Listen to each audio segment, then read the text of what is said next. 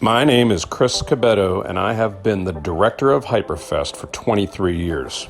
I have always loved cars, and one I loved the most was a 1995 Daytona Violet M3 I owned in the early 2000s. Unfortunately, I let it go too early, and it's taken me 17 years and a 3,200-mile trip from Laguna Seca to Virginia to get it back. Now, every car lover has a story about the one they should have never sold or the one that got away. Here are some of those stories from some of my good friends that kept us company on our trip back.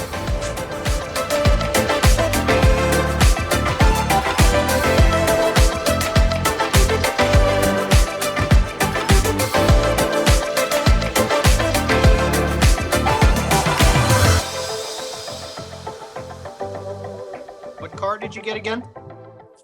It's a Daytona Violet 95 M3. Sweet. And I used to own it, 17, 18 years ago, and I sold it to a buddy of mine, and he was supposed to sell it back to me, and he sold it out from under me to some guy in New York. It sort of surfaced and disappeared and surfaced and disappeared. Finally, it surfaced in California. I was out here playing race director for the DASA National Championships. The guy agreed to sell it to me, so we decided that we were going to do I was going to buy it and drive it back. It's one of those trips, just like we were talking about. If you have a car that you always wanted and you missed it by just a little bit, or just should have never sold something, kind of, you wish you had it back. So it's one of those rare times when I actually get a chance to get it back, and it's pretty decent. It runs actually really well. It's got a new paint job on it that is okay. The brakes are a little rough, but the nicest thing that we're bringing back with us is the very strong smell of pot, because I'm fairly certain whoever had this before me was seriously into growing it, because oh my god. We literally started looking for plants in the car while we were at the track. It is potent.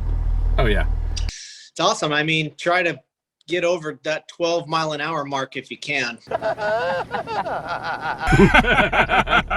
Hey, all I know is you're from California, right? And this car is coming from California.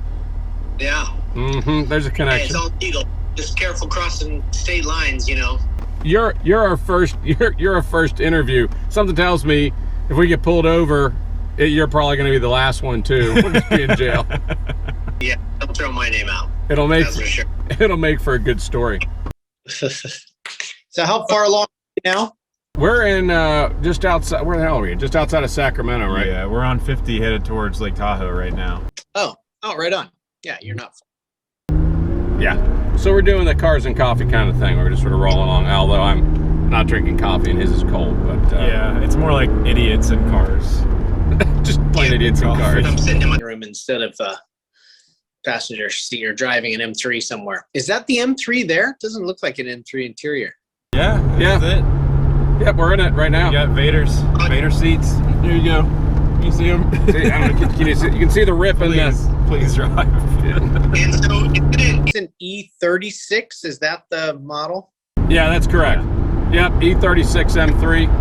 It's purple with dove gray interior, and it's pretty. That's a pretty desirable color, actually. My son's got a Techno Violet purple one, and one of his first sentences ever was "Daddy's purple car," and that's why I was sort of bummed that my friend sold it, and he'll be in this interview group. But I'm going to tool on him hard because he should have never sold it, And but I got it back, so we'll give him a hard time. I used to have a truck that I think was more dark blue, but my daughter thought it was purple. She called it the Barney Mobile when she was just old enough to talk, and that was just unacceptable. I ended up selling that one, but yeah, that's looks better on an M3 than an F250. Yours was an E36 M3. Yours was. I had an E46 that was the dark blue. I think it's called Midnight Blue or something like that. And yeah, that was a great car. That was, I put a lot of work into that thing. It had all the AC Schnitzer stuff on it because I was doing TV shows in Europe, and they loaded up a bunch of stuff. I had an audio sponsor that loaded up a bunch of stuff. That was a good machine. So you had it over in Europe while you were doing that, or it was your US car? It was a US car. I was doing a show called Supercars. Drove cars, but we spent like 8 episodes in Europe just driving Tech Art Porsche stuff, Travis Mercedes stuff, Navitec Ferrari, and AC Schnitzer BMW, and a host of other things. But we basically just went through Europe trying out, going to different shops, learning about the shops, and trying the cars on their native soil, kind of a thing. It was a good trip. It was epic.